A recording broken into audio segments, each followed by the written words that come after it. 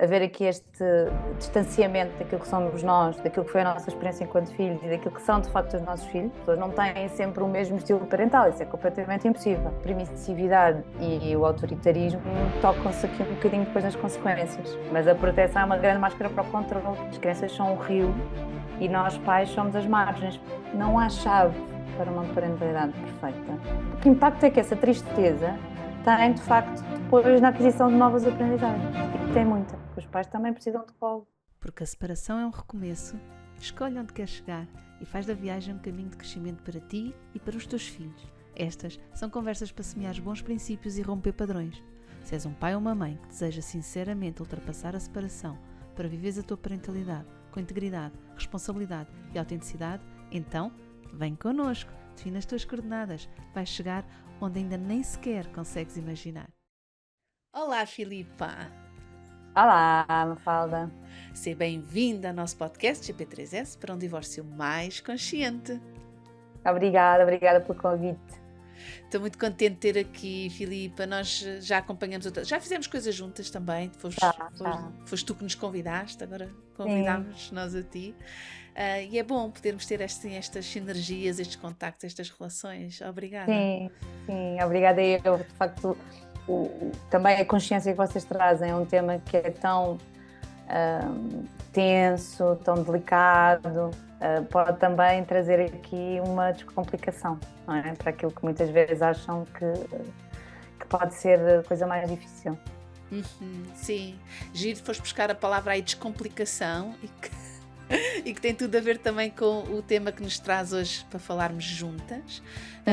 A propósito do teu workbook Descomplicar a Parentalidade, pensámos que esse podia ser aqui o tema para a nossa conversa, porque é um grande passo, não é? Conseguir descomplicar a parentalidade numa época em que o convite é para tanta informação, tanta estratégia, tantas complicações, que às tantas nos desconectamos daquilo que é o mais importante na parentalidade, que é relacionarmos-nos com os nossos filhos, não é? Exatamente. E é engraçado dizeres isso, porque eu digo isso muitas vezes, que é a maior ferramenta da parentalidade são os pais. É a ligação, é a conexão que eles criam com os filhos. E, de facto, há uma busca incessante por ferramentas com 5, 10 passos que levem a uma determinada mudança comportamental ou de nossa reação. E claro que há coisas simples que podem fazer diferença no dia-a-dia, mas se tirarmos o foco do comportamento e nos focarmos na relação, na conexão, isso já é altamente transformador. Sabes que ultimamente, a propósito desta questão da parentalidade, tenho usado mais o verbo parentar, porque julgo que ajuda mais a lembrar que, no fundo, isto é uma questão de relação e não uma questão de conceito, não é? A parentalidade é um conceito, o É parentar é o demasiado verbo. abstrata às vezes, não é? E com peso também. Com peso, com depois aquele background teórico e académico por trás dessa coisa, não é? Sim, E então lembrar que parentar é um verbo, é uma ação, é um estar e uma relação, não é? E contínua, não é? co- sim, sim, sim. E a parte mais importante, na verdade, mais do que tudo o resto, é essa relação que vamos criar com os nossos filhos para os poder parentar. Então tenho gostado muito aqui dessa palavra. Sim, e na consciência que traz também às intenções, não é? Ou seja, hum, perceber que mais do que resultados a curto prazo, se nos focarmos na relação, vamos nos focar em algo que é a longo prazo, não é? Sim, que é duradouro, que é construído. Exatamente. Não é? E que serve por si mesmo, independentemente dos objetivos. Acho que Sim, muitas vezes o complicómetro da parentalidade vai de encontro a uma questão que estás aí a falar, que é os objetivos, não é? Quando sim, nós vamos para uma relação com objetivos, vai inquinar logo à partida, não é? E sobretudo se for com os nossos filhos. Não é? sim. O que é isto de ir para uma relação com objetivos com as crianças, com os nossos filhos? Sim, é uma grande projeção, na verdade, não é? Isso é altamente projetivo. E é perceber também, e isso é o primeiro ponto do e-book, que é olharmos para a forma como fomos educados e, e percebermos que o nosso instinto tem de facto duas vertentes. Uma vertente muito primitiva, que é a vertente do nosso estado animal. Nós somos mamíferos, também nos esquecemos muitas vezes disso, e às vezes é difícil olhar para este estado muito animal e perceber que às vezes temos reações que não controlamos. Isso é isso trazer na parentalidade é muito difícil às vezes assumir que não se controla, não é? E o que é que isso significa para aquela mãe, para aquele pai? E, e pensar que depois há o outro instinto, que é um instinto altamente condicionado pelas nossas experiências. Quando nós falamos de piloto automático, de ação-reação, a nossa reação é muito baseada, muitas vezes, nas nossas experiências enquanto filhos, não é? E depois há muitos pais que querem fazer diferente, não é? Que já ganharam consciência, que têm informação, que sentiram que aquilo também, algumas coisas não correram assim tão bem. E olhar agora nesta experiência de pais para filhos, eles enquanto pais, e perceber, eu quero repetir isto, eu não quero repetir aquilo. Mas temos mesmo que olhar para trás e se calhar responder a certas perguntas que eu faço muitas ao longo do e-book. Uhum. Foi assim que estruturaste, não é? O e-book. Vais fazendo temas e depois para cada tema vais Sim, tendo perguntas sim, e, sim. e no fundo é esse o convite para quem quer descomplicar a parentalidade, começar a questionar algumas coisas e integrar depois as suas respostas. Parece-me muito interessante esse convite de fazer isso assim mais também individual, porque o poder do grupo é espetacular, não é? Nós somos mamíferos e o grupo é muito importante para nós, mas Sim, também por sermos mamíferos e o grupo ser tão importante para nós, às vezes isso desconecta-nos de nós próprios quando estamos muito preocupados em conectar com os outros. claro. Então, poder fazer esse trabalho individualmente, ok, com perguntas que estão ali estruturadas para me levar numa determinada direção, num determinado caminho de reflexão, Sim, pode ser assim mesmo muito poderoso. sim, e é muito interessante quando, por exemplo, em consultas de parentalidade, de aconselhamento parental, eu passo estes exercícios aos pais, eles vão para casa fazer, e é muito interessante nas sessões seguintes, quando eles dizem que descobriram muita coisa sobre eles e sobre o outro, sobre o parceiro ou a parceira, coisas que não sabiam e que agora já conseguem encarar certas formas, certas reações, certos comportamentos como naturais, porque de facto a vivência deles enquanto filhos os levou àquele lugar. Uhum, uhum. É assim um pouco, sabes o que é que está a surgir quando eu estava aqui a ouvir? Que é assim, é curioso, não é? Porque tu falaste do instinto primitivo, ok? Isso temos todos, Uhum, e os tais automatismos biológicos que nós temos, depois o da experiência, que no fundo nós fomos muito condicionados na nossa criação, não é? Quando fomos uhum, nós parentados, isso condicionou-nos também na forma como uhum, lidamos na uhum. relação com os outros. E as tuas perguntas ao longo do workbook poderem trazer à consciência esse condicionamento. Ah, é por isto. Ah, aconteceu-me assim. Foi por... e até que ponto é que essa consciência pode servir como catalisador de mudança ou como catalisador de justificação? As duas. As duas leva exatamente aos dois lugares, e depois é preciso usar aqui um bocadinho um terceiro elemento, que é o bom senso. Perceber que os nossos filhos não somos nós, não é? Que vivem uma experiência diferente, que se calhar não vão precisar de coisas que nós achamos que precisávamos, não é? Portanto, haver aqui este distanciamento daquilo que somos nós, daquilo que foi a nossa experiência enquanto filhos e daquilo que são de facto os nossos filhos, aquilo que também são os nossos pais e aquilo que somos nós enquanto pais. Vivemos em épocas muito diferentes. Seja, e podemos estar a falar aqui de um grande espectro de idades de pais com filhos pequenos, portanto, há pais, eu tento pais que estão nos seus 20 até pais que são pais quase com 40 e tal, 50. Portanto, podemos estar a falar aqui de vários tipos de gerações, não é?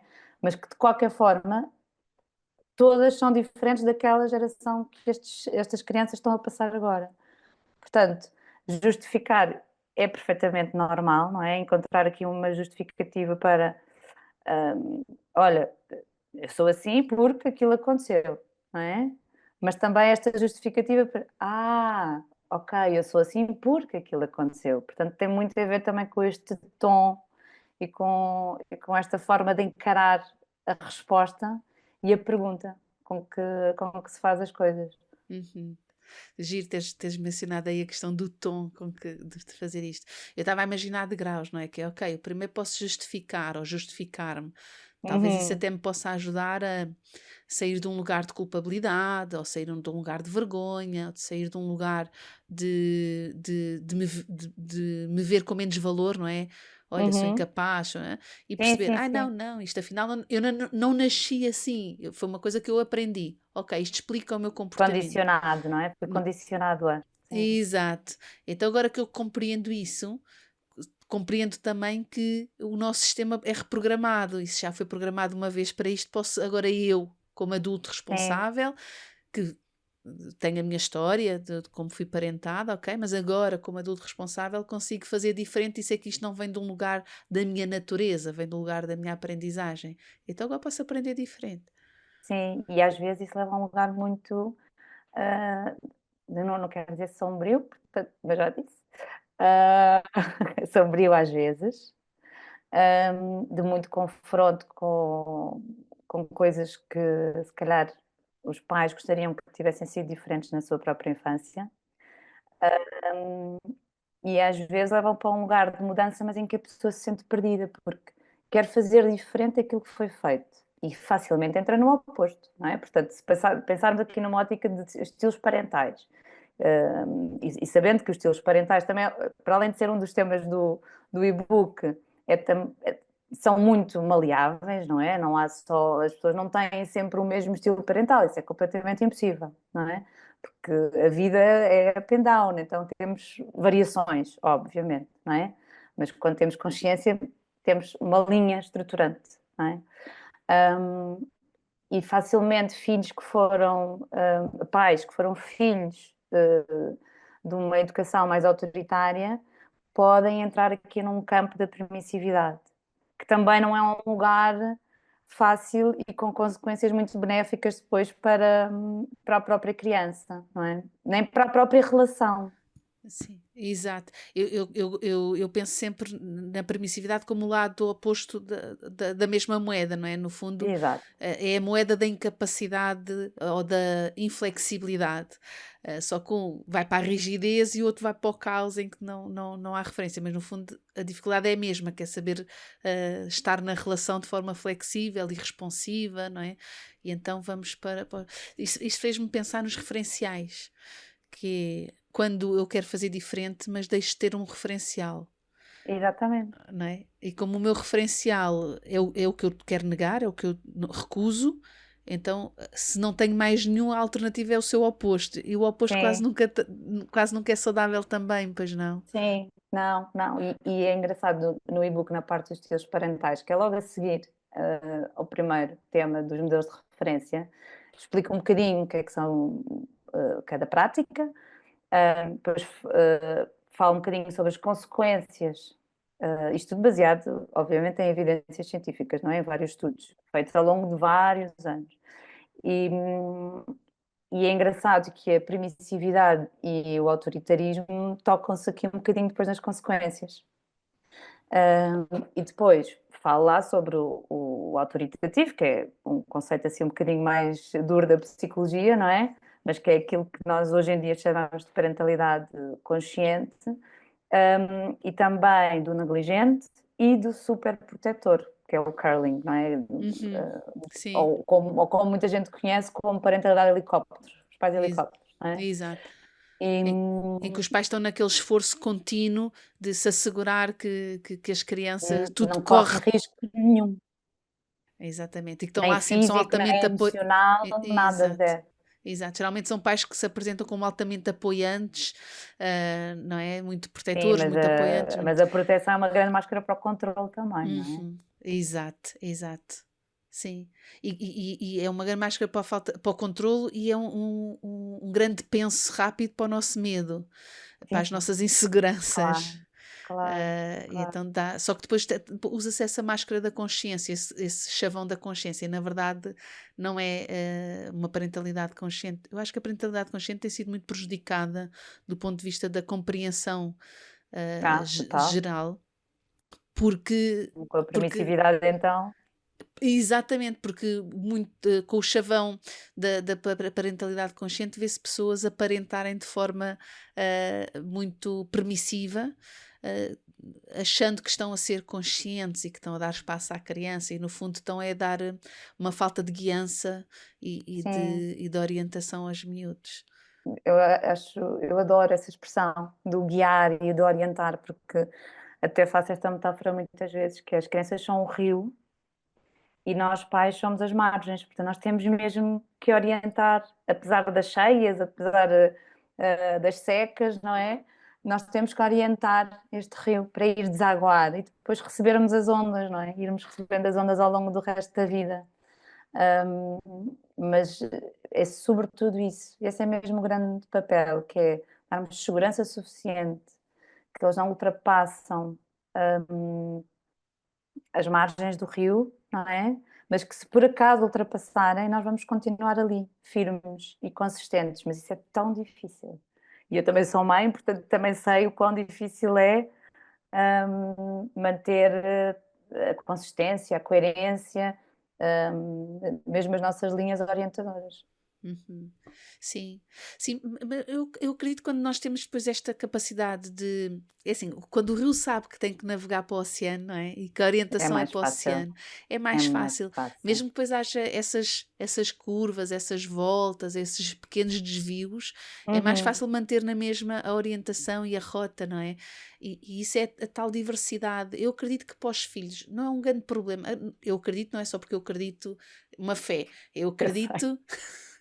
E temos a informação, não é, de que Claro. as crianças estão preparadas para os erros dos pais e faz parte de uma relação saudável, que é uma coisa que tu E não também ficam mencionas. traumatizadas com tudo também, não é? Exatamente, exatamente. Pelo contrário, faz parte do desenvolvimento, por exemplo, de uma competência importantíssima para as crianças, que é a resiliência, lidar com estes altos e baixos das nossas competências e capacidades parentais, porque também é nesses altos e baixos que nós dançamos com os nossos filhos esta coisa do agora que eu sou mais capaz, agora sou menos capaz, como eles nos Sim, representam mas aí internamente. dá também aqui outro tema do livro, que são as intenções, o quão importante é pensarmos nas nossas intenções enquanto pais.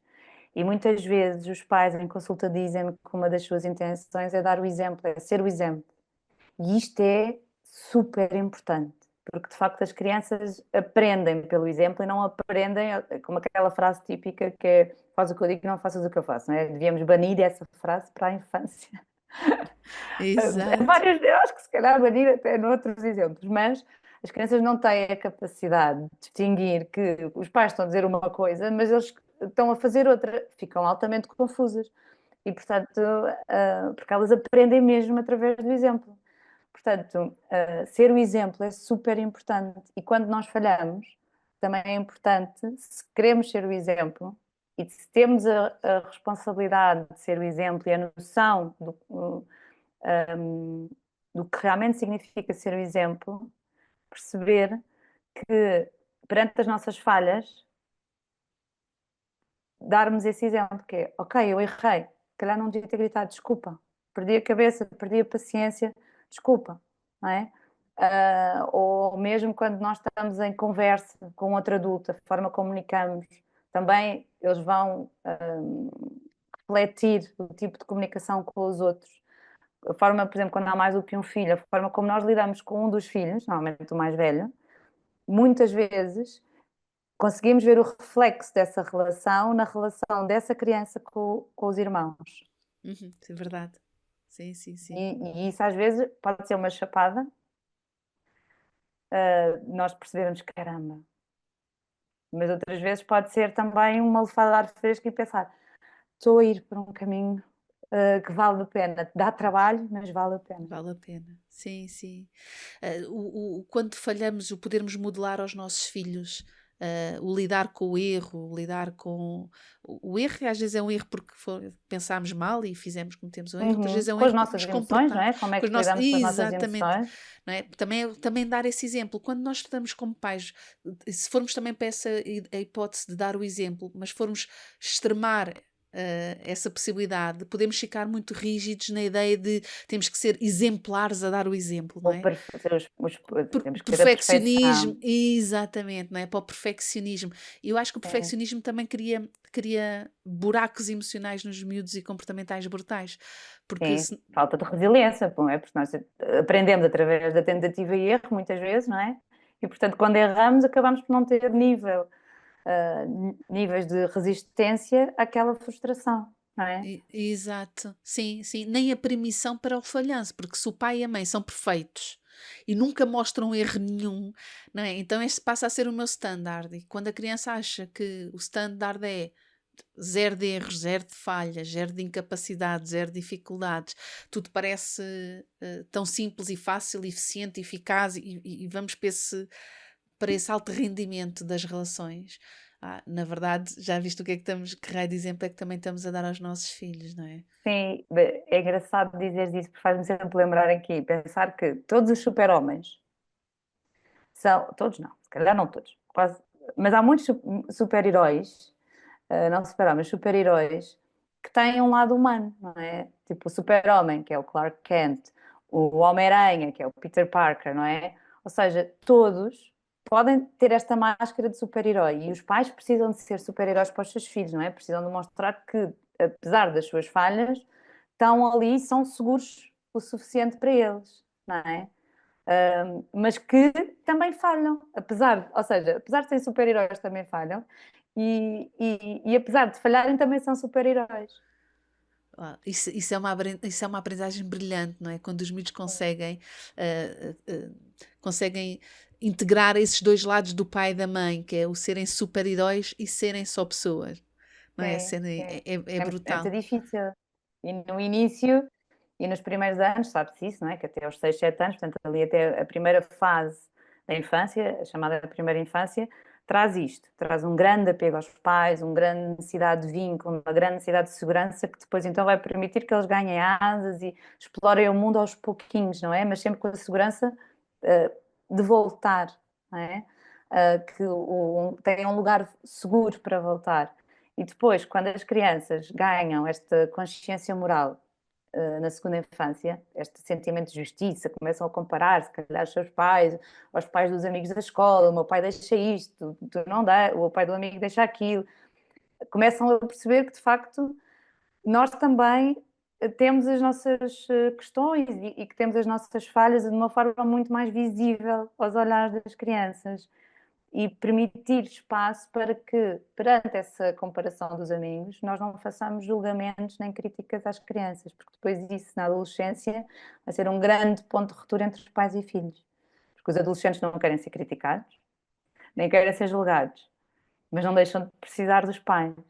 E os pais tentam mostrar, com a sua experiência, já passaram por determinadas coisas, então se calhar por ali não é o caminho. Mas se o adolescente não experimentar, Uhum. não tiver Sim. essa oportunidade de experimentar e de voltar e dizer, olha, experimentei, se calhar tinhas razão. Ok, não precisamos é estar ali a bater na tecla do estás a ver, eu avisei. Sim, eu acho que isso leva-nos para aquela necessidade das coisas não serem só certas ou erradas, que tu também mencionas Exato. quando, não é? As coisas não estão só certas ou erradas, não há só um caminho ou outro caminho, não é? E a integração das várias, quando tu estavas a falar também do desenvolvimento moral, o desenvolvimento moral também se faz inicialmente pela questão do certo, a moralidade certa e errada, ok? A criança precisa mesmo disso. Eu também vejo hoje em dia pais muito precocemente a darem demasiada amplitude ao certo e ao errado para os miúdos e eles não conseguem lidar com isso. Crianças Não, não. pequeninas, 3 4 anos, eles precisam de saber o que é certo e o que é errado. Não lhes ofereçam também tanta diversidade, porque eles não sabem, conseguem ainda lidar com isso, mas depois Sim, aos sim, sim. poucos não conseguem, do ponto de vista operatório do desenvolvimento, eles não conseguem lidar com essa informação, é muito confuso, não é?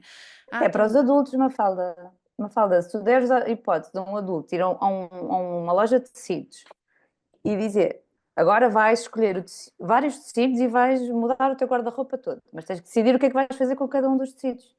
Vai ficar perdido. Nós somos de uma geração em que está habituada a ir à loja e comprar já feito. uhum, Sim. não é? O poder escolher muito pode Exato, se torna a tornar pessoa altamente muito perdida, angustiante. não é? Sim, é isso, e perde-se essas referências, não é? É como se disseres, ok, eu sou o rio, pescando a tua referência, não é? A tua analogia, sou o rio, ok, mas o rio pode ir pelo meio da serra, o rio pode ir sempre a direito, desde a nascente até à foz, mas há Tem rios que, várias entretanto, formas. e se E há começamos. ramificações, não é? E há ramificações do próprio rio que não vão dar à foz, não é? Que vão dar para Exato, podem dar a outros sítios, podem desaguar noutros sítios, podem dar a lagos em vez de dar ao oceano, Exato, mas se começamos a oferecer tudo isto quando eles são muito pequenos e ainda não conseguem mapear na sua mente, projetar todas essas possibilidades, aquilo fica uma grande angústia. claro, claro. E eu, por acaso li há um tempo um artigo super interessante sobre a importância das escolhas, mas também de ter escolhas limitadas, em que no Claro. fundo eles demonstravam isso, não é? Há um determinado número de escolhas que, aumentando o número de escolhas, aumenta a nossa sensação de felicidade e de controle e de satisfação. Mas se continuar a aumentar muitas escolhas, essa sensação vai começar a diminuir outra vez. Faz, claro.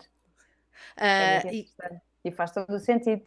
porque depois associa-se ao stress e à angústia da escolha por muito. E eu acho que também acontece, não sei se é a tua experiência, eu senti isso em alguns pais agora desta geração mais nova de pais, agora assim dos 20 e tais, 30 e poucos, em que por quererem partilhar com os miúdos e estarem mais voltados para esta experiência parental consciente e de várias oportunidades e da escolha, a escolha é tanta, é tão ampla, ou as faltas de referências do que está certo e o que está errado, que é tramado. Olha, mesmo aqui na separação, com os pais separados, às vezes acontece isso. Pais e mães que procuram muito não maldizer ou não contrariar, não criticar a parentalidade do outro pai ou da outra Uhum, mãe uhum. para os miúdos, e então os miúdos vêm com referências, dizendo, o papá isto, ou a mamãe aquilo. E depois, como aquele progenitor não quer criticar, então diz sempre coisas muito neutras. Então, pronto, se o pai ou a mãe acham assim, é porque deve estar correto, ele deve ter o seu motivo para achar, mas aquilo bate de frente com os valores e com os princípios que nós vivemos na nossa casa. E quando nós dizemos uma coisa tão neutra assim, a criança fica um bocado perdida, que é, então, mas o que é que está certo, o que é que está errado, não é? E é mesmo angustiante. É, e isso é uma das ferramentas fáceis, não é, da parentalidade consciente, que é dar escolhas limitadas Uhum, às crianças, não é? Ou seja, mas depois parte aqui com outra coisa, que é perante limites e perante algumas coisas do dia a dia que têm que acontecer, nós não devemos perguntar à criança se ela quer, se ela não quer, não uhum, é?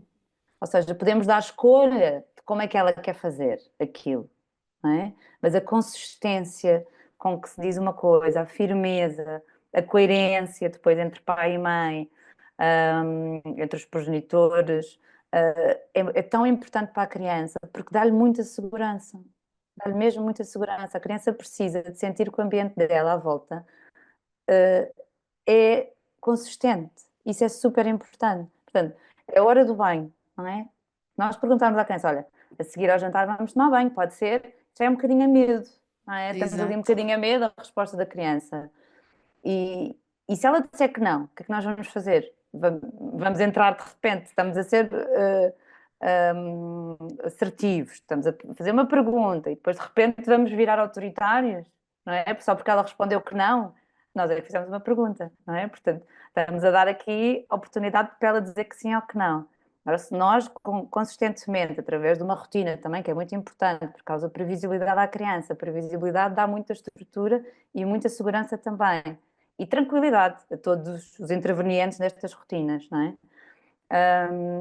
Se dermos mais escolhas limitadas, é muito mais benéfico para a criança porque ela está mais orientada, não é? Não estamos, ela pode nos dizer, olha, mãe, eu quero ir tomar banho e que me pegues para fazer de avião, mas mais um bocadinho, está bem? Ok, está a entrar ali numa negociação, podemos ver se de facto para aquela mãe e para aquela criança em particular esse tipo de negociação também também é benéfico para aquela Uhum, relação, uhum, não uhum. é? Sim, Porque depois há pais que sentem a negociação como um desrespeito, como a criança a dar-lhe a volta, e há outros pais que sentem a negociação como não, a minha criança tem poder de sentido crítico, têm capacidade de argumentação, Exato, é e se pensar afirmativa, e não se é? pensar a longo prazo, isso é super útil na vida adulta, não é? Uhum. Sim, sim, sim. Portanto, pensarmos também aqui nas intenções. E faz-me sempre pensar também no tipo de ambiente em que as crianças estão, que é outro dos temas da parentalidade, do descomplicar a parentalidade, que é pensar também nas escolas. As escolas são super importantes. É outro ambiente que eu, nas consultas, nunca consigo esquecer. Porque as crianças passam, muitas delas passam muito mais tempo nas escolas do que os próprios pais. E eu aí acho que ia mesmo para a questão da formação, em relação às escolas e aos ambientes pedagógicos e É, educativos, mesmo para a questão da formação, mas não só uma formação de conteúdo, que eu acho que é super importante, sim. mas também uma formação de desenvolvimento pessoal, na verdade, não sei como é que lhe posso chamar de outra maneira.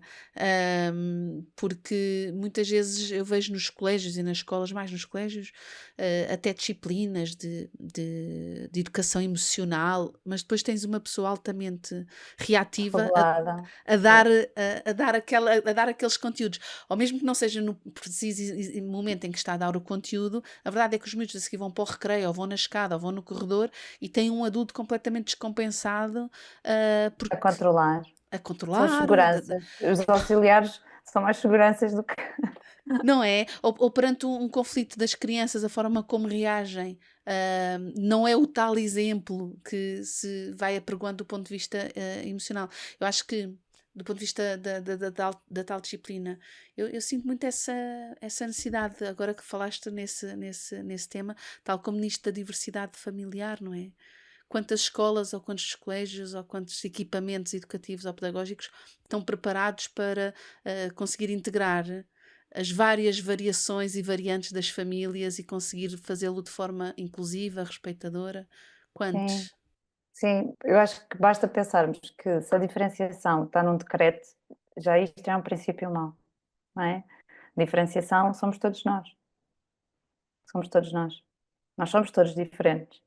Claro que podemos pensar que uma diferença de tom de cabelo ou tom de pele não precisa de uma diferenciação pedagógica, não é? E uma necessidade educativa especial, patológica, precisa de outro tipo de acompanhamento. Tudo certo, faz sentido, não é? Mas não é por eu ter aptidão para aprender matemática exatamente como o meu colega do lado, que eu vou querer aprender exatamente da mesma maneira que ele. Mas também sei que isto é muito difícil para o rácio que existe hoje em dia nas escolas, Uhum, não é? sim, sim, sim. E a forma como os professores também sentem as carreiras, como são valorizados. Portanto, é aqui muitas componentes Sim, das escolas, mas também as escolas também, depois do Covid, muitas delas também se fecharam mais aos pais. E acho que parte aqui um bocadinho agora dos pais, esta responsabilidade de qual é a intenção de meter as crianças na escola. É só para elas aprenderem, para aprenderem a pensar, para serem uma continuação dos valores de casa, para serem os melhores, para terem as mais atividades. Qual é a intenção da escola, não é? Portanto, é esta forma sistémica de viver, temos vários sistemas, e, e isso, por exemplo, no e-book tem lá uma lista muito grande de perguntas que se pode fazer a uma creche ou jardim de infância, que são muitas perguntas relacionadas com a adaptação escolar, com a alimentação, com a gestão de conflitos, com a parte emocional, com a exploração do espaço da natureza, com as pedagogias, com a individualidade, com a fralda, com a cesta, portanto, muitas perguntas que muitos pais, muitas vezes, quando vão visitar um espaço escolar, se esquecem de fazer. Às vezes ficamos maravilhados com aquilo que estamos a ver, depois esquecemos daquilo que na verdade damos mais valor, não é? Do que aquilo só os nossos olhos estão a ver. exato. Que é a E tal relação, não é? Qual é o é, potencial relacional dentro daquela instituição? porque a base de qualquer relação pedagógica é uma relação humana, que é como nós em terapia, a base da relação terapêutica é a base humana. Portanto, isso é essencial. E é engraçado que com a lista de perguntas já se consegue perceber para já, quais são as nossas prioridades, o que é que priorizamos numa escola, na escolha da escola dos nossos filhos, e depois, se quem está a responder àquelas perguntas está muito na defensiva, se calhar já está a dar sinais de que as opiniões dos pais ou as perguntas dos pais podem não ser tão bem-vindas. Se por outro lado temos instituições que abraçam estas perguntas, porque são muitas, de uma forma, ok, nunca tinha, olha, obrigada por estar a fazer esta pergunta, nunca ninguém fez, ou dar umas sugestões que os pais possam dar, com abertura, não é? Isso já dá aqui outro também sinal. Uhum, sim. Quando estavas ali a falar das questões da adaptação pedagógica e Sim, deste aí os exemplos de diferenças de estilo de aprendizagem ou até diferenças de ritmo de aprendizagem, há crianças que têm estilos diferentes, há outras que têm mesmo ritmos e capacidades de aprendizagem sim, diferentes. claro. Mas também há, por exemplo, crianças, e puxando aqui ao tema também da parentalidade, crianças que estão a viver questões da parentalidade ou na relação da parentalidade com os seus pais, que as põe também numa indisponibilidade ou de uma disponibilidade diferente para a aprendizagem, não é? Uma criança que Claro, esteja a passar, por exemplo, pela doença de um irmão, ou pela separação dos pais, ou pelo desemprego da mãe ou do pai, ou pela morte de um avô, de uma avó. As crianças também têm experiências emocionais que impactam a sua capacidade de aprendizagem e não quer dizer que precisem de medidas pedagógicas acrescidas ou o que seja, mas precisam dessa gentileza e dessa adaptação relacional que também se tem que expressar pedagogicamente, porque naturalmente vai ser necessário, nesse período em que a criança está a passar por essas fases, ou pode estar a passar, de esperarmos coisas diferentes ou estarmos preparados para lhes dar coisas diferentes, não é? sim. E mais uma vez é importante os pais darem informação à escola daquilo que está a acontecer em casa, sem medo, porque é preciso ajuda também durante o dia a criança ser acolhida para aquelas dificuldades. E isso que tu estás a dizer é muito simples, porque explica-se até pela formação do próprio cérebro. O sistema límbico é responsável pelo sistema das emoções. Tem lá dentro também o hipocampo, que é responsável pela memória e pelas novas aprendizagens.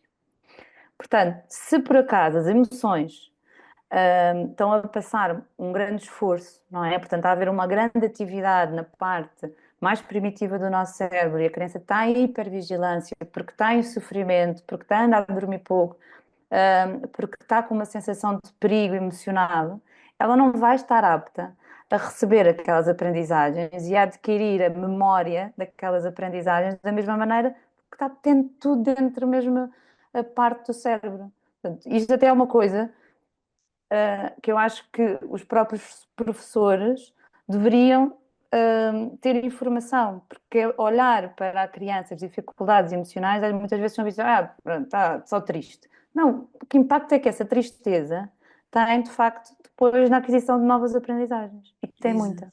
E tem muita. Às vezes os pais têm medo de dar essa informação à escola, porque ou porque não confiam suficientemente na escola, outras vezes é porque pensam que se calhar mais vale não levantar muitas ondas sobre isto, Hum, porque senão depois a criança, aquele espaço era um espaço onde se podia esquecer do que está a acontecer e vai ser lembrada de alguma forma porque as outras pessoas estão a olhar para isso, ou vai condicionar como os outros olham para os seus filhos, não é? E eu parece-me que isso é um erro de cálculo brutal, porque é uma ilusão achar que a criança chega à escola e esquece. Isso é muito infantil, não é? Para essas crianças, quando não veem, pensam que não estão a ser vistas. E os pais, como não mas veem isso o acontece, sofrimento, isso acham que acontece não está. até muito, durante muito pouco tempo da nossa vida, não é? Sim, mas depois nós temos este pensamento mágico, os adultos, não é? Que é, ok, ela vai para a escola, ainda lá no E recreio, vai se distrai-se. esquecer, E sim, distrai-se. e diverte-se, não é? Aproveita para se divertir um bocadinho. Mas quando para, também sente. E as crianças sentem muito mais do que nós, porque nós controlamos muito mais as nossas emoções do que as crianças. Sim, e temos uma perspectiva também que eu acho que nos ajuda muito em termos de temporais, conseguimos relativizar o tempo de uma maneira diferente que as crianças, não é? Muito. E isso também faz com que a experiência vivencial da emoção seja muito diferente nas crianças e dos adultos. Claro, as crianças obrigam-nos a viver aqui e agora, não é? Este é o tempo delas. E nós estamos com a cabeça no passado, estamos com a cabeça naquilo que temos para fazer no futuro e muito pouco no aqui e no agora. Isso é uma experiência incrível. Na verdade, eu acho que é uma grande oportunidade que as crianças nos dão para abrandarmos, para desacelerarmos, para descomplicarmos. e até é engraçado pensar que, por exemplo, os avós estão muito mais no tempo das crianças do que os pais. Pois é. Por isso, de alguma forma, aproveitam, muitos avós, outros não, mas pronto, os que conseguem aproveitar e descomplicar, olhar para a criança e pensar, isto realmente passa tão rápido. Eu realmente não consegui aproveitar daquela maneira porque tinha tanto trabalho, tinha não sei o quê, e isto somos nós hoje, não é? Mas aproveitarmos essas experiências e pensarmos, se calhar também dava jeito, se calhar também preciso de usar o telefone quando chego em casa e de facto estar ali, não é? Temos esta fonte distratora muito, muito grande, não é? Que é o Sim, que é telefone, o hoje em telefone. dia, que faz muito pouco de telefone e muito mais de outras coisas, mas que nos retira mesmo muita atenção aos miúdos. E depois, através do exemplo, nós também depois vamos, se calhar, dar a entender uma necessidade que eles não teriam, não é? Tão cedo, que é, afinal também quero estar ali como o meu pai que está a olhar o telefone. Se calhar também quero estar nas aplicações como o meu pai está, também quero fazer as coisas que ele está a fazer, não é? Se nós não dermos este exemplo, provavelmente a criança nem vai sentir tanta necessidade tão cedo. Uhum. Estarmos isto mais para a frente, mais para a frente Exato. possível. Quando nos refugiamos no telemóvel ou quando achamos que as crianças vão distrair, não precisamos de falar dos tais episódios que andam ali, do ponto de vista emocional, a borbulhar ali no seu hipocampo e a impactar a aprendizagem. E em vez de andarmos a distrair disso, podemos falar com eles sobre isso, não é? Mas muitos Sim, pais têm medo disso, que é, opá, mas se ele não está a tocar no assunto, se está tão distraído a brincar, vou eu puxar o assunto que é tão doloroso e tão difícil. E sim, evita-se também tocar nesse processamento dessa informação. sim. Custa a todos, não é? Custa a todos. Mas Eu acho custa um que, bocadinho menos quando custa a todos e estamos juntos, não é? É pior quando claro, custa a claro, todos e cada um está claro, sozinho no quanto custa. claro, claro, essa ideia de união também é super importante quando se tem uma intenção clara de que o- a relação segura, não é? Eu quero ser um porto seguro para o meu filho. Portanto, falar destas emoções, que podem ser difíceis, é prepará-lo também para quando as voltar a sentir no futuro, ele já não estranhar aquela emoção, não é? Ele saber que ferramentas utilizar para gerir aquela emoção de outra maneira. Por isso é que é tão importante nós falarmos com as crianças e trabalharmos de alguma forma, às vezes intencional, às vezes não intencional, as próprias emoções deles, ou seja, deixá-los expressar as suas emoções, porque de facto, se eles puderem expressar-se na infância, na adolescência e em fase adulta, vão ser provavelmente pessoas muito mais seguras emocionalmente, porque quando sentirem desconforto, vão saber o que é, vão saber dar nome e vão saber gerir aquilo, não é? Uhum. Ou então vão saber que precisam de ajuda e que não há mal em pedir ajuda. E que aprendizagem é essa, não é? Quantos adultos chegam a adultos sem saber fazer esse Claro, pedido, o pedido, não é? Eu preciso sim, de. sim. Eu faz-me lembrar uma vez, eu estava com a minha filha mais pequenina num café, ela estava a lanchar e estava a chorar muito. E depois chegou uma senhora assim, não sei, devia ter uns 80 e poucos anos, eu acho.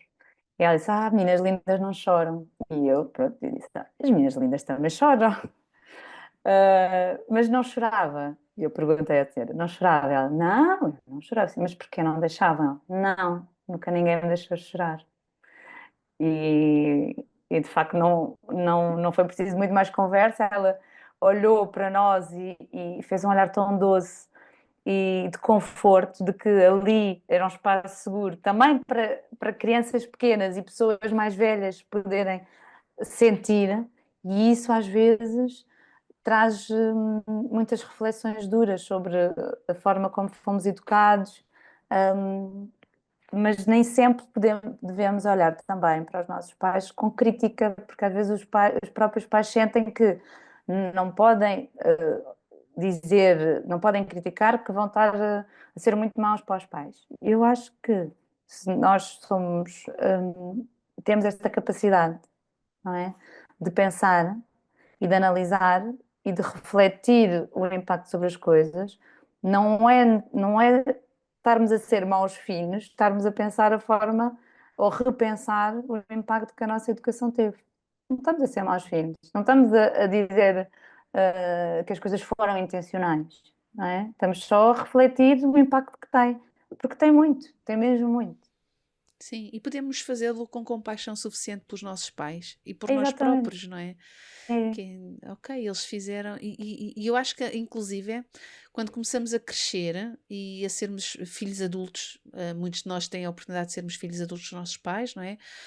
Nem sempre, porque podemos já ter perdido pais, mas Uhum, muitas uhum. vezes temos essa oportunidade. E na criação dos nossos filhos, e quando parentamos os nossos filhos com os nossos pais a assistir, também é uma bela oportunidade para falarmos sobre como nós fomos parentados e o que isso nos fez sentir e o que nos fez pensar, e os nossos pais também aderirem, se calhar, ao nosso projeto. Para os Sim, nossos filhos sem se sentirem postos sim, em causa, não é? sim, mas sabes que eu acho que isso é muito difícil. Tenho vários tipos de experiência em consultório, que é pais que tentam ter práticas parentais mais conscientes, que são muito julgados pela família, muito criticados, e depois acabam por se afastar, e naturalmente andam mais exaustos, mas que depois não confiam nestas pessoas que poderiam ser rede de apoio, porque as pessoas depois também acabam por não se disponibilizar, porque criticam tanto e porque julgam tanto. Depois tenho outras experiências muito enriquecedoras também sobre pais que, inclusive, pedem desculpa, reconhecem erros e que se tornam avós muito diferentes dos pais que foram, que veem mesmo uma grande oportunidade de mudança também. E depois também há pais que simplesmente, avós, não é? Neste caso, que estão tranquilos, estão na sua vida e que até tiveram práticas parentais saudáveis e que continuam a ser avós também, da mesma maneira, pronto, que não mudam assim tanto. Mas eu lanço sempre esta pergunta, que é para os pais: vocês preferem avós que reajam ao choro do vosso filho e tentem perceber como é que podem ajudar, ou que ignorem, não é? Nesta ótica de, os meus pais também vão lá sempre que o bebê chora e tentam logo acalmá-lo. O que é preferível? Não é? Escolhas limitadas. Vamos pensar aqui entre adultos de escolhas limitadas.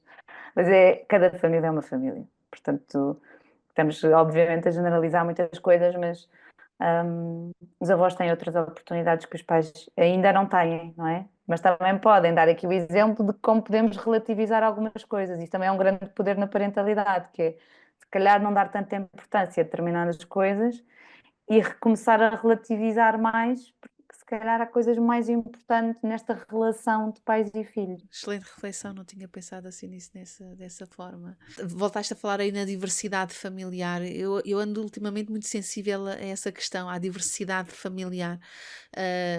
E à diversidade não só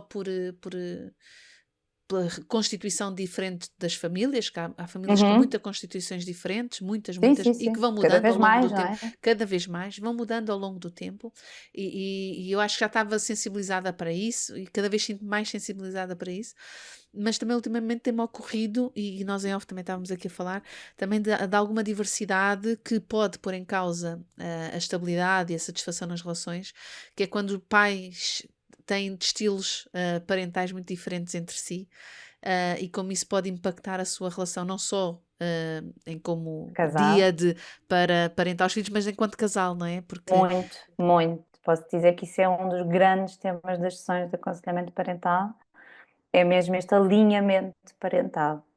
E por isso é que é tão importante irmos perceber como é que estes pais foram filhos. E conseguimos perceber que, de facto, há dificuldade em fazer diferente por causa de uma história passada. Hum, e se não houver julgamento, quanto mais crítica e julgamento há do parceiro ou da parceira, mais dificuldade a pessoa tem para dar o passo para a mudança. Quanto maior compaixão, como tu falavas há pouco, e maior compreensão, mais espaço há para o erro, mais espaço há para a aprendizagem, porque maioritariamente quem, por exemplo, faz as marcações das consultas são as mulheres, as mães. E, portanto, muitas vezes vêm aqui com pais um bocadinho arrastados, mas é muito gira depois o início das consultas e o fim das consultas com estes pais. Mesmo muito giro. E trago muita ciência, porque eu acho que é muito estruturante a ciência para as práticas parentais e para o comportamento dos filhos, para o desenvolvimento infantil, que também é um dos temas do e-book, que também falo, porque é essencial perceber desenvolvimento infantil para trabalhar com pais. Essencial. Não se pode trabalhar sobre o tema de parentalidade e focarmos nos pais sem percebermos se aquilo que a criança está a passar é típico ou atípico, não é? Pronto. Exato. Portanto, e é tão engraçado como depois as mães enviam posts para os pais lerem, dão livros para os pais lerem. Esta dinâmica é muito gira, porque é com uma intenção boa, de facto, não é? E muitas vezes há este alinhamento, muitas vezes há desalinhamento e muitas vezes há compreensão de que somos diferentes. A mãe não precisa de ser igual ao pai, o pai não precisa de ser igual à mãe. Podem ter práticas parentais ligeiramente diferentes. Isto é aceitável para os dois quando é ligeiramente diferente, porque quando mete, por exemplo, diferenças estruturais como violência, e violência, posso dar um exemplo, que é, por exemplo, as palmadas, não é? Quando mete castigos, coisas que são mais estruturais e são mais de acordo com o estilo parental mais autoritário e uma pessoa quer, a outra quer ter um estilo parental mais consciente, essas diferenças ficam mais gritantes e isto pode levar a rupturas de casais, muitas rupturas, por causa das práticas parentais, sim. Sim, e que ao contrário do que as pessoas pensam, não é a separação também que as vai resolver. Não, isso intensifica-se depois no divórcio, como é óbvio, não é? Porque depois o que acontece é que a pessoa sente muitas vezes e verbalizam isto em consulta, que isto é muito mais fácil quando o outro não está. Mas vai ser muito mais difícil se o outro não estiver, sempre, não é? Portanto, Sim, encontrarem aqui um meio termo quando existe essa possibilidade, não é? De compreensão para as falhas dos outros, não é? Compreensão e abertura também para novos conhecimentos, nova informação, não é? Tentar aqui haver aqui um meio termo. Quando não há, isto vai ser muito mais difícil, porque depois a pessoa que estava hum, mais a queixar-se mais sobre o outro não fazer, o outro não dizer, vai sentir-se muito menos apoiada e com muito menos controle depois no próprio desenvolvimento dos filhos, não é? Vai ser muito mais difícil. sim.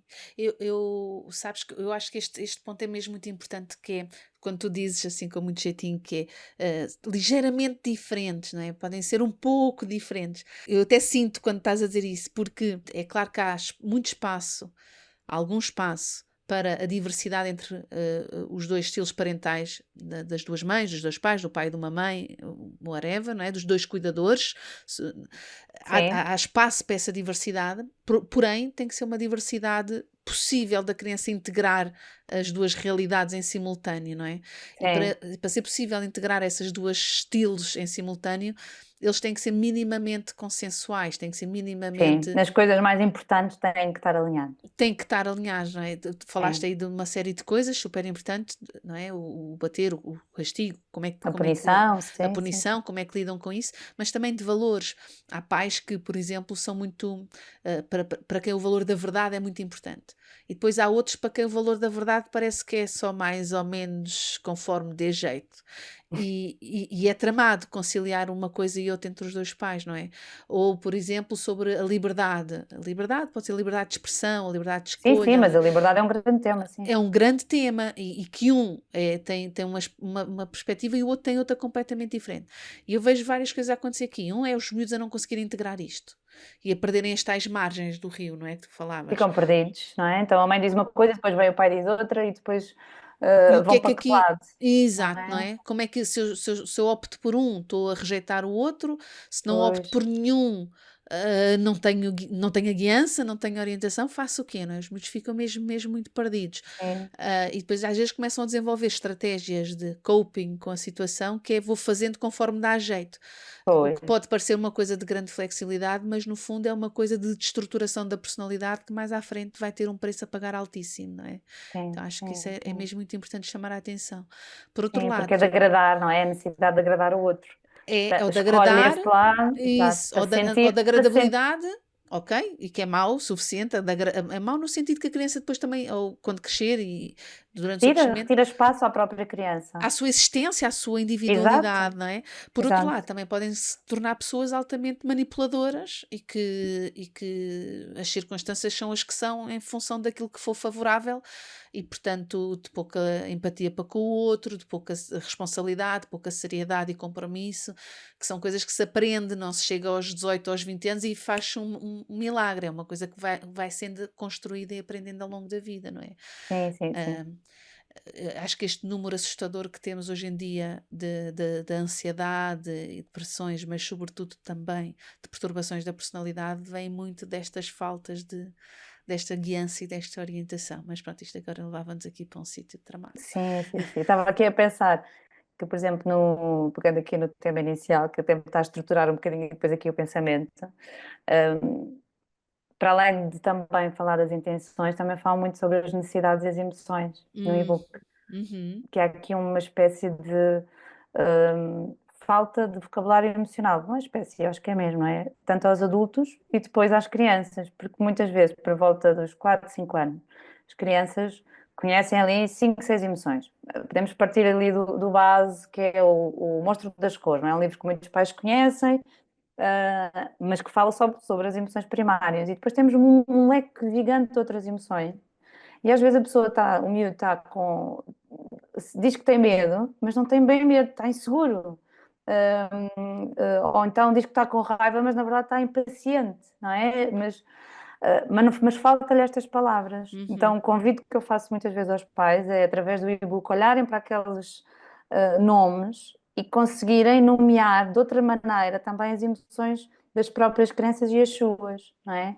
E falarem nesta ótica de comunicação não violenta, tanto com as crianças como entre eles, estejam juntos ou separados, em que se fala mais a partir de um lugar de necessidade, não é? Do que de crítica e de julgamento. uhum, A uhum, crítica e o julgamento vai apontar muito o dedo ao outro, não é? E a necessidade vai partir de um lugar até de vulnerabilidade, que muitas vezes é difícil, mas, mas e isso muitas vezes eu digo aos pais, perguntem aos vossos filhos o que é que eles precisam, em vez do que é que eles querem, não é? Dar esta oportunidade de eles pensarem o que é que eles precisam. E às vezes os miúdos dizem que não precisam de nada. E acalmam-se. Isto é espetacular. Isto é mesmo até o nosso corpo fica diferente quando está a perguntar o que é que queres? Mas o que é que exato. queres? Não é? E quando diz o que é que precisas, já é de acolhimento, já é totalmente Uhum. diferente. Eu também noto isso quando perguntamos, quando a criança ou o adolescente está assim meio desorientado, nós não percebemos bem inquieto ou meio respondão, vemos que a ligação não se está a conseguir estabelecer Uhum, facilmente. há ali um muro, não Há é? ali qualquer coisa e que muitas vezes temos a tendência a perguntar, não é? Tipo, o que é que se passa contigo? Ou o que é que tens? Sim, E também de conseguir trocar isso pela pergunta de, olha, o que é que te aconteceu hoje? E também muda logo de repente, em vez de, o que é que se passa? Olha, o que é que te aconteceu? E porque também vem de uma receptividade completamente. Eu quero saber o que aconteceu contigo, exatamente. não é o que é que me estás a Exatamente. fazer a mim, o que é que se passa para me estás Sim, a fazer isto. Não, não, não, eu quero saber o sim, que é que aconteceu contigo. sim, Também, sim. também Isso é um muda. lugar de curiosidade, que leva a outra pessoa a ser vista, a sentir-se vista, não é? Realmente alguém está-me a ver, estão-me a querer perguntar o que é que me aconteceu, não é? É, O que é que eu exato. preciso, não é? Uhum. Estão-me a É ver e agora querem-me ouvir. Que é uma coisa que tu também exatamente. falas, tu falas imenso em vários posts teus, passando ali no teu feed, falas bastante isso, do ser visto, do ser ouvido, do ser amado, pões quase sempre a tríade. Sim, que eu acho que é mesmo, para além de tantas coisas que eu já li, que já vi, que já experienciei, tanto enquanto profissional e como enquanto mãe, que faz mesmo a diferença. Faz mesmo a diferença. Se nós pensarmos, e eu tenho falado muito nisto com os pais, que é o poder da desculpa, da reparação da relação, quando acontece alguma coisa. Hum, Quando nós pensamos, se, por exemplo, nós entre adultos nos chateamos e o outro nos pede desculpa, aquilo é tão importante para nós. Uhum, uhum, É mesmo tão sim. importante. E se pensarmos numa discussão com um pai ou com uma mãe, se algum pai ou uma mãe nos pede desculpa, como é que nós nos sentimos enquanto filhos? Aquilo é altamente reparador. Aquilo dá-nos um lugar de colo outra vez. não é? E o quão importante é esse lugar de vulnerabilização dos próprios pais também, não é? Mas é tão difícil para algumas pessoas o pedir desculpa sem estar numa ótica de desculpabilizarem-se, que é muito diferente, não é? Eu só Exato. fiz isto, eu só gritei porque tu me fizeste perder a cabeça. Isto é desculpabilização, isto não é desculpa. A criança vai continuar a sentir-se mal, vai sentir-se responsável por aquilo que Responsável. aconteceu, culpada, portanto, parece que está ali, continua no tribunal, não é? E quando nós pedimos desculpa de uma forma sincera, para já estamos a dar o exemplo de como é que é importante reparar as relações e estamos a voltar a conectarmos naquela relação, que isso de facto é o mais importante, é mesmo o mais importante, mais do que qualquer correção é a conexão, é mesmo. E esse passo é muito importante, o da reparação. Às vezes os pais tentam dar a volta, a fazer assim um atalho a esse passo, fazendo conta que nada se passou. E agora eu Uhum. vou criar aqui um ambiente super fixe outra vez, super tranquilo, vamos outra vez estar muito ligados e faz conta que não aconteceu nada. Isso funciona pessimamente. Acho que As crianças sentem, as crianças sentem. é tão mau quanto não pedir desculpa, senão mesmo pior. Porque vamos fingir que não se passou nada e os miúdos depois É apercebem. evitar o conflito também, de alguma forma, é evitar o desconforto de que olhar para o erro, olhar para aquilo que aconteceu, e isso para muitos adultos é muito difícil. Uhum. Ou não assumir a responsabilidade, né? Sim, isso chama-se responsabilidade emocional, não é? Que é, tens uma relação com outra pessoa, deves, perante um conflito, fugir, ou o silêncio, de facto, é muito estruturante para um dos lados. Para o outro é evitar o conflito, não é? Mas isso é falta de responsabilidade emocional. E nós temos responsabilidade perante as nossas relações, não é? Mas é muito difícil, lá está, leva-nos para um lugar de muitas vezes de desconforto, por isso é que é tão importante darmos a oportunidade às crianças delas poderem de facto sentir, não é? E as crianças são exímias em mostrar-nos os sentimentos. Por exemplo, uma criança quando está contente dá pulos de alegria. E nós adultos, por exemplo, pedimos desculpa assim como começamos a chorar. Uhum. E com esta percepção de que incomodamos o outro.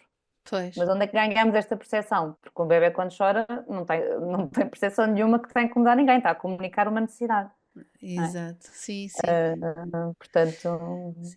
Eu acho que vem um pouco da nossa confusão enquanto adultos, nós confundirmos a nossa missão, a intenção de ajudar a criança a expressar de forma mais adequada ou mais saudável as suas emoções ou de forma mais regulada as suas emoções. E como depois não sabemos fazer isso, fazemos outra coisa, que é então mais vale reprimi-las. Já que eu não te sei ensinar ou não consigo viver contigo estas emoções, porque no fundo não se ensina a uma criança a lidar com as emoções de forma cognitiva ou lógica. não, não, não, não. Ensina-se Nem se vivendo com ensina ela. controlando, não é? Porque muitas Exato, pessoas não é? também confundem isso com eu tentei controlar ali a raiva, mas não consegui. Não. Nós ensinamos os nossos filhos a lidar com as emoções, corregulando com eles as suas emoções. Mas para isso Exatamente. implica nós mantermos a nossa regulação emocional. E é nesse contacto da desregulação deles com a nossa regulação, às vezes frágil, emocional, que nós nos desregulamos também. E então, quer queiramos, quer não, vamos dar o sinal ao nosso filho de que isto é mau para nós, porque eu perco as tribeiras quando tu perdes as tuas. Claro. E lá está o adulto a perder a guiança, a perder as tais margens, não é? Que é diferente de um adulto que consegue, ok, perante a tua desregulação eu mantenho a minha e a minha vai ajudar a tua. E é assim que as crianças vão aprendendo, não é? Corregulando. Mas como há muitos adultos que chegam a adultos sem essa capacidade, sem essa ferramenta, porque não tiveram adultos com eles a fazer, então qual é a alternativa de ensinar uma forma saudável? É reprimir, é controlar, não é? É passar para a frente e está tudo bem, atenção, nós às vezes distrairmos, isto não é preciso fundamentalismo, não é? Eu acho que depende também do grau daquilo que está a acontecer, da idade da criança, não Criança, do é? motivo, Do motivo, sim, Claro. portanto há aqui vários graus para isto que estamos aqui a falar. Mas é importante darmos espaço para que a criança possa expressar-se, não é? Porque senão também não vamos perceber o que é que ela precisa. porque normalmente o comportamento é só assim a pontinha do iceberg, não é? Portanto, por baixo estão as tais necessidades, ou os tais dias, por exemplo, na escola, de emoções contidas, de objetos partilhados que não queriam partilhar, de atividades que não queriam fazer e fizeram, de coisas que comeram não queriam ter comido, Dificuldades que de, sentiram e que não disseram a sim, de ninguém. saudades dos pais, enfim, de muitas coisas que aconteceram durante o dia e que depois há assim uma explosão, não é? Ah, mas eu chorou do nada, não quero do nada, ninguém chora do nada, não Claro, é?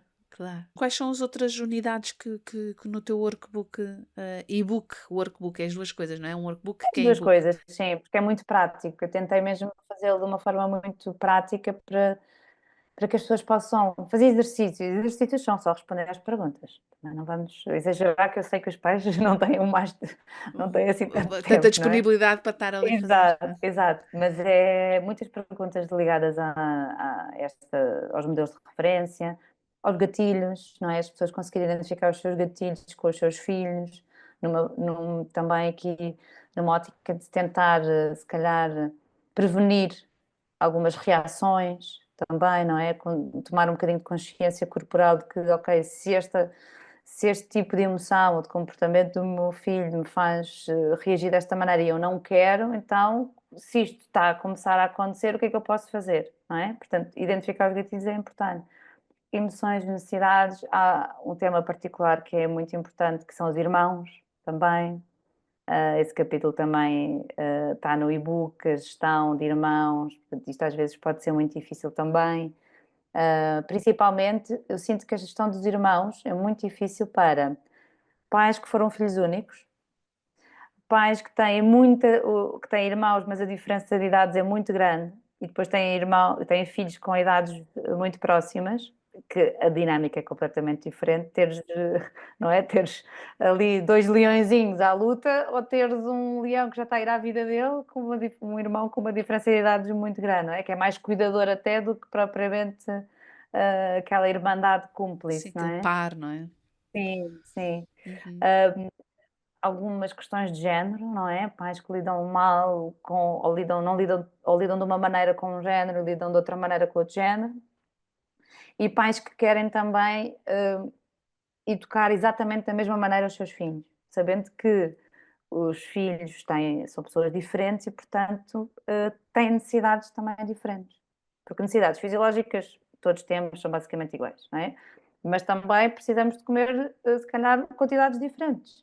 Não é? Se calhar precisamos dormir a quantidade de horas diferentes. Portanto, é perceber que não educamos da mesma maneira, que está tudo bem com isso e que, se calhar, esta perspectiva de que os nossos filhos são diferentes e não precisam exatamente da mesma coisa, pode levar aqui também para um lado mais difícil, que é a individualidade que nós vivemos hoje em dia, não é? Nem sequer muitas vezes sabemos o nome do vizinho do lado, e partirmos para uma perspectiva comunitária, que é, nós somos diferentes, não somos, temos que sair do nosso egocentrismo, individualidade, às vezes até de egoísmo, não é? Para perceber o que é que o outro realmente precisa. E o que um precisa não é exatamente o que o outro precisa. E até com pais gêmeos, né? Até com pais gêmeos. Eu tenho filhos gêmeos também. É preciso perceber que não só somos diferentes temporalmente, com filhos de diferentes idades, com maturidade diferente, também percepcionamos a parentalidade, se calhar, de uma maneira diferente, mas filhos que venham na mesma altura também recebem coisas diferentes de nós porque mexem connosco de forma diferente. E não está em causa o amor, não é isto que está em causa. Claro, claro. É tão É só, importante. é, é só a nossa própria individualidade. O saber quem somos, que vamos mudando também ao longo da vida, não é? E que a parentalidade, a maternidade, a paternidade traz esta crise existencial, depois o segundo filho traz mais uma crise de logística. E o Ah, terceiro traz uma e crise financeira. Exato, é um bocadinho. Ou então já é o relatividade, pronto, onde comem dois, comem três, não é? Pronto, Sim. acho que é aquilo que se costuma dizer muitas vezes, ou que eu ouço muitas vezes, que é vamos educar o primeiro como se fosse o último. E consegue-se relativizar mais. Uhum. consegue-se relativizar bem. Engraçado, Mas, agora disseste isso. Vê bem o flash que eu tive. Conforme tu disseste isso, tive assim um flash imediato de um pensamento que é: vou educar o segundo como se fosse o primeiro, o terceiro como se fosse o primeiro, o quarto como se fosse o primeiro. Eu durante algum tempo tive isso em mim e era horrível. é muito Horrível. difícil. Muito. E isso é muito E não me difícil e tinha. traz Agora muita que me culpa. percebi, vê lá. E isso traz muita culpa. Oh, traz, exato. Traz muita Claro. culpa porque não estás a dar as mesmas oportunidades que deste ao primeiro, não estás a ter a mesma disponibilidade que tiveste com o primeiro. Claro, não se tem a E mesma isso até energia, não se pode. tem o mesmos, É. nem sequer as mesmas hipóteses, porque, Não, não, não. Mas aquela criança já vai num mundo com um irmão. claro, Portanto, claro, já nem vem na mesmo, com, com, com a mesma dinâmica familiar e com o mesmo número de elementos da família, não é? Portanto, e isto às vezes choca um bocadinho o que eu digo aos pais que estão à espera de um segundo filho, mas eu digo isto hum, de um lugar de muita compaixão para com as crianças que já cá estão, que é, quando nasce um segundo filho, se calhar é esse filho que precisa de mais atenção e não o bebê. uhum, Porque é esse filho que vai assistir à mudança toda. O bebê já nasce dentro da mudança. E, sim, portanto, olhar para o primeiro filho com este olhar de muita compaixão, de que ele realmente perdeu espaço físico, que ele realmente perdeu espaço de atenção. Ele não sabe que não perdeu amor, não é? Mas ele sente isso como uma perda. vai ter que descobrir que não é, vai ter que descobrir que não é. Claro, isso é demasiado. Numa altura em que, quando são filhos, irmãos ali, por exemplo, na primeira infância, em que uma necessidade básica ainda está muito ativa, que é esta do ser amado, do vínculo, não é? Ou seja, mais um a chegar é partilhar isto tudo. A partilhar não, é dividir isto tudo. Portanto, realmente os pais precisam de fazer aqui ter um jogo de cintura muito grande para conseguir abraçar este parentar, como tu dizes, de mais do que um, com a noção de que de facto não vai ser igual ao primeiro. Exato. Tão giro, sabes?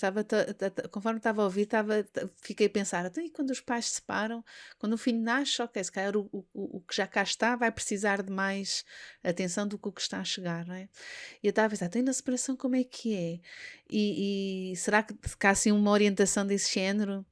E correndo o risco de poder não ter feito aqui os cálculos todos com calma suficiente, porque pensei nisso agora mesmo, também é um bocadinho isso, que é, muitas vezes os mais velhos vão precisar de mais atenção em relação ao processo do que os mais novos. Ah, e depois pensei, não, mas calma, a partir de uma certa idade deixa de ser assim. Na realidade, o período crítico todos são, ok? Quando os pais se separam, para os filhos é sempre um período crítico. E quando Ah, são os dois muito presentes, então, e quando são os dois muito presentes, ainda mais, porque há uma grande mudança naquilo que é a estrutura e a vivência familiar dos filhos. Porém, ali aquela idade entre os 9 e os 12 anos, eu diria, é provavelmente a fase mais crítica. é uma E que fase de muita transição, não é? Já não são tão crianças, ainda não são adolescentes, estão no pré. O que é esse pré? Coitados, estão mesmo ali no limbo. é uma fase, provavelmente é a fase mais difícil e também é o que nos parece menos óbvio, não é? Porque as crianças, quando são pequeninas, temos aquele instinto mais protetor, achamos que ela não está a perceber bem, tentamos explicar muito bem. Quando estão ali na adolescência, com aquela coisa muito afirmativa, da independência e tal, eles próprios se vão impondo ou nós temos muitos receios E com os já são comportamentos mesmo, de risco. e já têm mesmo muita autonomia, portanto procuram muito os pares, não é? Agora uma É, criança entre os 9 e os 12 ainda não tem autonomia, se calhar de ir sozinho para qualquer lado como um adolescente de 15, 16 anos, não é? sim, e está numa fase sensível, num pico de crescimento, olha, do ponto de vista moral, que tu também falaste logo no início, Sim. muito, muito importante e que quando os pais se separam, se não fizerem isto de uma forma, claro está, que permite as crianças integrarem o que está a acontecer, sem terem que estar a partir-se ao meio ou destruturarem-se para poder viver numa realidade em que não conseguem coexistir com as pessoas que amam e com as referências que têm, esse período entre os 9 e os 12 eu diria que é o mais sensível de todos. Tem mais, achas que tem mais impacto Sim, depois? sim, acho que é o que tem mais risco. E que a criança parece que está mais capaz, mas está menos capaz de Pois. com pouco apoio, está menos capaz com pouco apoio de conseguir fazer essa transição. Claro que bem apoiada, bem sustentada, com dois pais que conseguem manter a confiança um no outro, porque tu falavas dos pais também se poderem vulnerabilizar, não é? Mas Uhum. muitas vezes, quando há falta de confiança entre dois pais, é difícil alguém Claro, vulnerabilizar-se, não e é? principalmente, e muitas vezes, na grande maioria, nos divórcios, há um momento de muita zanga, não é? Ou de tristeza. Sim. Portanto, está-se a vulnerabilizar perante o outro que nos está a causar isso, Ou que supostamente, nós, não ou que é? nós achamos que nos está a causar isso, ou Por que... isso é que eu disse supostamente. Exato. Ahm, é um lugar onde o adulto não quer se posicionar. Até porque uma criança entre os 9 e os 10, ou os 12, já não pede colo da mesma maneira como uma criança de 5. E se pedir para dormir na cama dos pais, já se calhar é demasiado grande. Ah, Exato, ou se não pedir na mesmo um colo, perspectiva, não na, literalmente. na perspectiva de consciente, não é? Mas se calhar há pais que pensam, já tem 10 anos, vai agora dormir aqui na minha cama, não é? Claro, Não, também exato. preciso, não é? Ou Também vai-me outra preciso, vez andar a pedir para eu lhe aquecer o leite, ou para eu lhe ajudar a fazer o lanche, coisas que a gente sabe que eles já fazem perfeitamente, mas muitas claro, vezes é a forma claro, que têm de comunicar, cuida de mim, vem ajudar-me, vem tratar de mim, não é? claro. E depois nós podemos, por também estarmos assoberbados, acabar por não corresponder a um pedido que no Porque fundo é um é, olha momento, para mim, porque é um momento difícil para todos, não é? E exato, então, exato. quando nós temos necessidades muito fortes e debilidade emocional também, com as necessidades muito fortes a precisarem ser atendidas, cuidarmos do outro é muito difícil. É, por isso é que a rede de apoio é tão importante. Agora, voltando aos avós, voltando aos irmãos, aos tios, aos amigos, é tão importante, não é? Mas essa rede também é importante que seja uma rede informada. Agora lá estamos a fechar o ciclo da conversa, não é? Sobre a informação, da importância da informação e da formação. Porque às vezes essa rede quer de facto apoiar, mas sem querer pode estar a causar ainda mais ruído, ainda mais tensão, porque não sabendo uma série de coisas, às vezes estamos a prejudicar mais do que a ajudar, não é? Então a formação é tão importante, é mesmo importante, tanto ao nível do desenvolvimento, como estavas aqui a falar da parentalidade convencional e que tem a ver simplesmente com isto, como nas escolas, que também já falámos, e agora eu estou aqui a expandir um bocadinho e para o resto da rede de apoio, de suporte às famílias. Sim, Não é sim, sim. preciso, não é? A aldeia não é preciso só para criar a criança, preciso para criar muita coisa. Não, e para ajudar os pais, não é? Ajudar os pais. Não só para receber a criança, mas depois para ajudar diretamente os pais no que eles precisarem, não só no dia a dia com a criança, não é? Porque os pais também precisam de colo, os pais também precisam de conversar, também precisam de sentir que não estão sozinhos, que não estão malucos, que estão, não é? Que não estão a sentir aquilo como se fosse ou seja, descomplicar mesmo, não é? Ou seja, descomplicar isto que é as crianças têm birras, as crianças têm um desenvolvimento imaturo do cérebro na primeira infância, depois vai amadurecendo conforme vão crescendo, mas a maior parte das coisas são normais, são típicas daquelas fases de maior birra. Então, o meu olhar vai muito aqui para a duração, intensidade e frequência com que as crianças sentem aquilo, se é limitante ou não, se causa sofrimento ou não, e portanto, a partir daí é que nós podemos considerar depois, depois de achar que é típico daquela fase, se precisa então de ajuda extra ou não também, Uhum, não é? uhum. De facto, as crianças não nascem, nem os pais, não é? Também não nascem com livre de instruções, mas olhar para a criança como ela deve ser olhada, que está só a ser criança na maior parte das vezes, Uhum. Sim, não é? Está só a sim. ser criança. Na apresentação do teu e-book, tu dizes que estratégias conscientes para relações saudáveis. Curiosamente, tu não dizes para relações perfeitas, nem para Não, relações não, não, não. omnipresentes, nem para Não, relações não. que correm sempre perfeitamente bem, Não, não, nem e para até no relações muito fim do e-book, felizes. não, não, e mesmo no fim do e-book eu digo mesmo que não há pais perfeitos, que eu espero que tenham percebido a mensagem, não é? Que não quero mesmo, eu tento passar essa mensagem, não é? Num mundo tão polarizado às vezes é difícil, mas tento passar essa mensagem de que de facto não existe parentalidade perfeita e que estamos todos a aprender, estamos todos no mesmo barco. não é? Nós que sim, também somos mães estamos mesmo todos a aprender.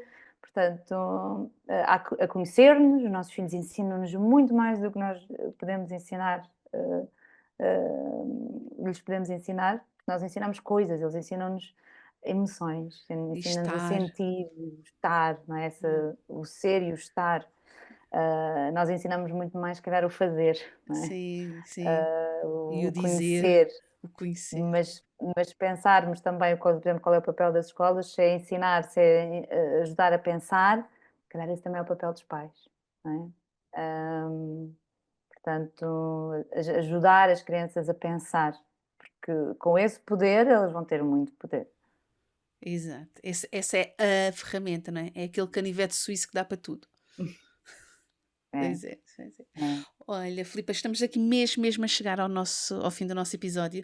Tu tens uma rúbrica na tua página que é o pensamento do dia. E eu ia-te Tento, mas a minha falta de consistência é pronto, maravilhosa. do dia não tem que ser todos os dias. Exato, exato. Pronto. Então, como é que podíamos terminar agora aqui com o pensamento do momento?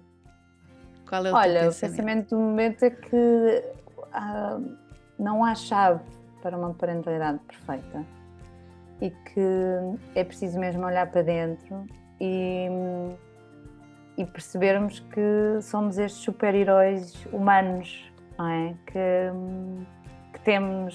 devemos continuar a ser os super-heróis dos nossos filhos, a vida toda, se for possível, não é? Se conseguirmos pôr as nossas intenções em prática, e que também erramos e que com isso vem também aqui um grande processo de aprendizagem individual, coletivo, familiar, e com isso vem também mais compaixão e tolerância, que é tão importante nos dias de hoje. Pois é. Obrigada, Filipa. Obrigada, Mafalda, pelo convite.